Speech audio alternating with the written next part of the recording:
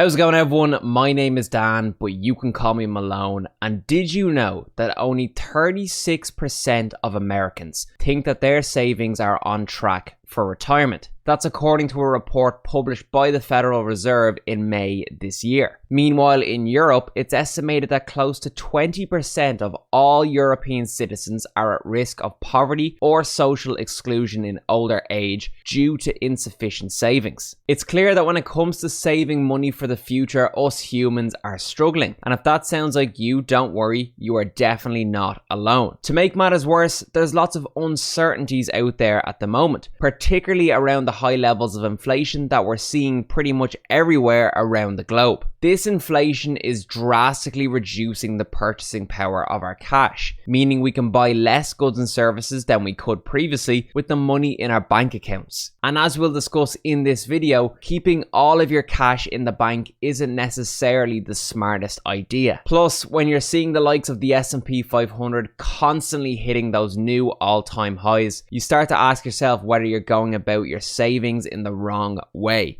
So that's why today we're going to be discussing 4 ways that you can level up your savings game. But before we get started, if I could ask that you take 1.7 seconds out of your day to leave a like on the video. And if you are new around here, please do consider subscribing to the channel. So the first way that you can level up your savings game is to change how you view your cash. The typical scenario for most of us when it comes to making money is that we get a job, we perform our employment duties, and we get paid a salary or wage in return. We all know that familiar feeling of excitement on payday when you see that money come into your bank account. However, how we view that money in our bank account and its purpose is oftentimes where we fall down in terms of saving. In economics, there's a concept known as the demand for money, which is the total amount of money that the population of an economy wants to hold. The 3 demands for money are transactions demand, precautionary demand, and speculative demand. We can use these to figure out how much cash we should be holding in our bank accounts. The idea being that if we're holding too much cash, we're missing out on investment opportunities, but if we're holding too little cash, we might not be able to meet our expenses and other obligations. So it's all about finding that fine balance between having too much or too little cash on hand, and we can use the 3 demands for money to find that balance. Transactions demand refers to the cash that we need to pay our expenses and to keep the lights on. This can include anything from rent to utilities to food and drink. Remember, personal finance is personal, and everyone is going to have different levels of transactions demand.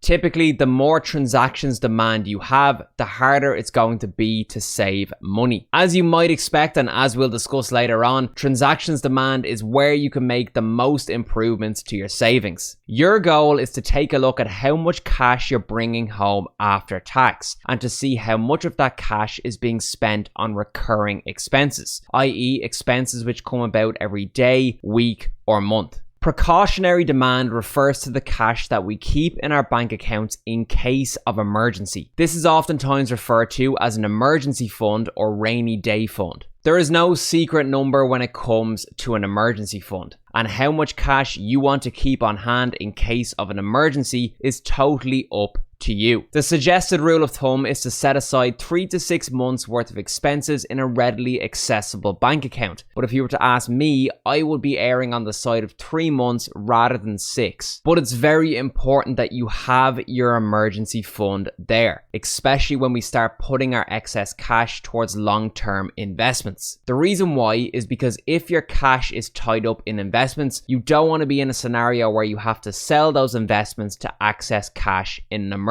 This could lead to tax implications, or worse yet, you could be forced to sell those investments at a loss. Let's just pause at this point and recap. We've learned that you should be viewing your cash as fulfilling 3 sets of demands: transactions, precautionary, and speculative. Once those demands have been met, any excess cash sitting in the bank account is essentially wasted potential. We only need to hold as much cash in our bank accounts as our demands require. We should then be looking to invest any cash exceeding our demands into other assets like stocks or crypto in order to earn a return. Bank accounts offer little to no return on investment, meaning your money is constantly losing value because of inflation. So we need to invest some of our money to protect our wealth and fight against inflation. For the vast majority of you, transactions demand plus precautionary demand is how much cash you'll require in the bank account on an ongoing basis. Speculative demand just refers to the cash we keep in our bank accounts to take advantage of some future investment opportunity. For example, if you were a follower of Jeremy Grantham and believe that US stocks are soon to crash, then you might keep extra cash on hand to take advantage of that crash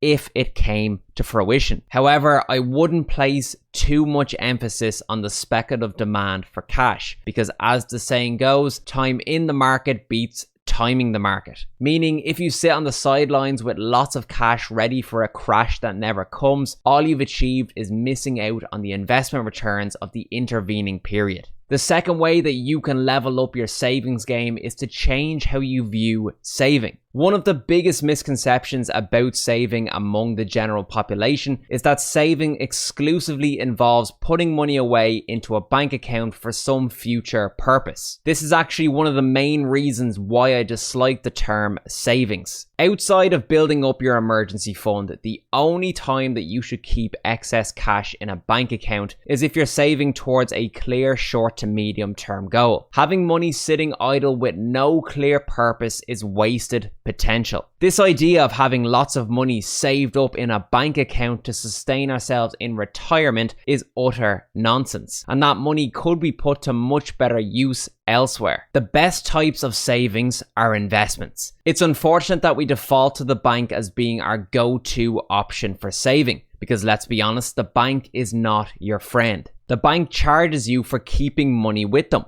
and they pay you little to no return for doing so. Whereas with investments, you can earn a much higher investment return at a much lower cost. So by using investments, your excess cash is working harder and more efficiently for your benefit. The key message here is to stop viewing saving as just putting money into a bank account. It encapsulates everything from bank savings to pension investments to personal investment accounts. Now, I do accept that it's not as easy as just stopping at the emergency fund and investing the excess. Most people want to save for a deposit on a home, which now more than ever is becoming increasingly difficult to do. So that begs the question of how you strike the balance between transactions demand, your emergency fund, your bank savings goals, and investing. This is where the likes of the 50-30-20 rule comes into play. The 50-30-20 rule is a rule of thumb which states that you should spend 50% of your income on your needs, i.e. transactions demand, 30% of your income on your wants, and 20% of your income on savings and investments. I said this earlier on and I'll say it again. Personal finance is personal.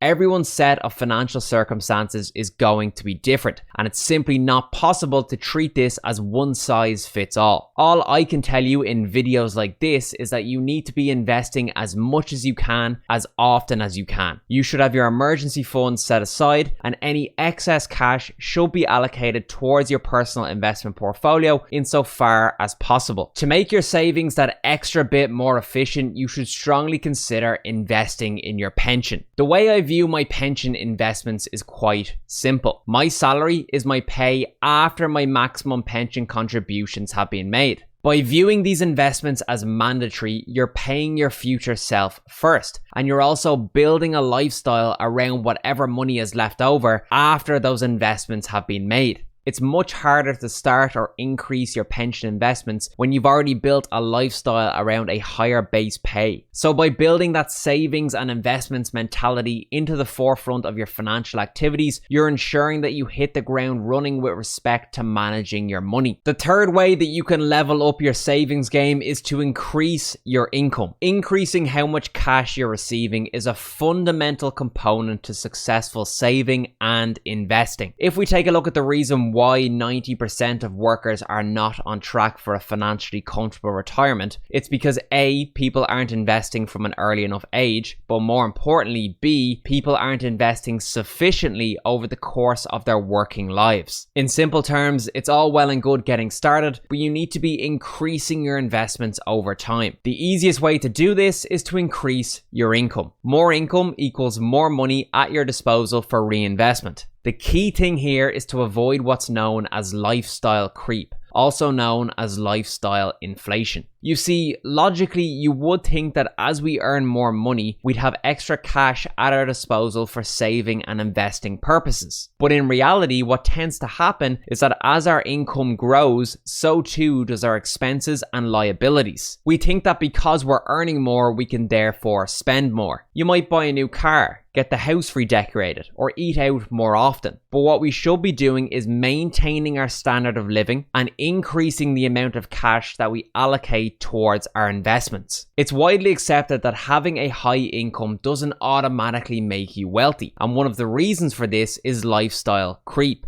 If the amount of money you allocate to investments is not scaling at a faster rate than your expenses as you earn more, then you'll never truly realize the potential of your income. So yes, increasing your income is a fundamental component to successful saving and investing, but allocating that increase in income towards your investments is where the true value lies. But this begs the obvious question: how can you increase your income? Once again, this is totally dependent on what you want out of your job and how you plan to earn money, but it's normally advisable for most people to keep upskilling, keep learning, take every opportunity with an inquisitive mind and make the most of it. If you do those things, you're going to be successful in your line of work, and the opportunities for more money will come naturally. With that being said, I'm an avid believer that everyone needs a project, something that you can build up from the ground and truly call your own. The best part about having a project that you're passionate about is that you'll naturally work hard to monetize it, and it can be a nice stream of income to have alongside your job.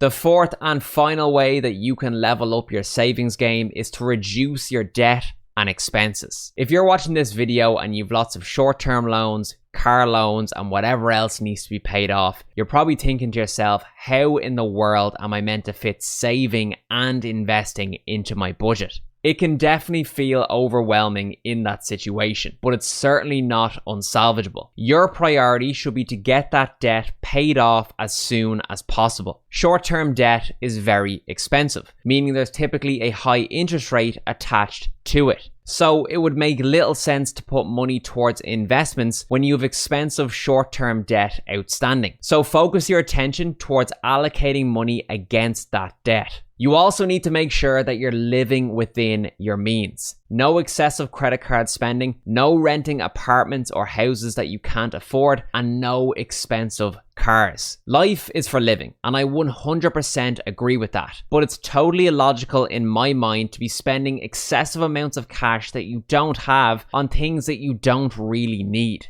Everything in moderation, avoid debt as much as possible, and watch out for lifestyle creep. The last point I want to mention here is on mortgages, and this is definitely a point of contention. People are obsessed with the idea of owning their own property to the extent that they'll do and pay whatever it takes to make that vision a reality. Now, that is totally fine if you've put in conscious thought and you've decided on your own that that is what you want. No issues at all. However, I feel a lot of people are saving for deposits on homes simply because they feel like it's the done thing. There's lots of societal pressure to own a home, to the point where people don't even question what it is they're signing themselves up for. A mortgage represents the single largest liability that most of us will ever take on in our lifetimes. That is a huge financial commitment and not one that should be taken lightly. Being financially obligated to meet your mortgage repayments each and every month for years can result in your savings and investments becoming neglected and only revisited when it's possible to fund both simultaneously. But at that point, you've missed out on years of extremely valuable compound interest.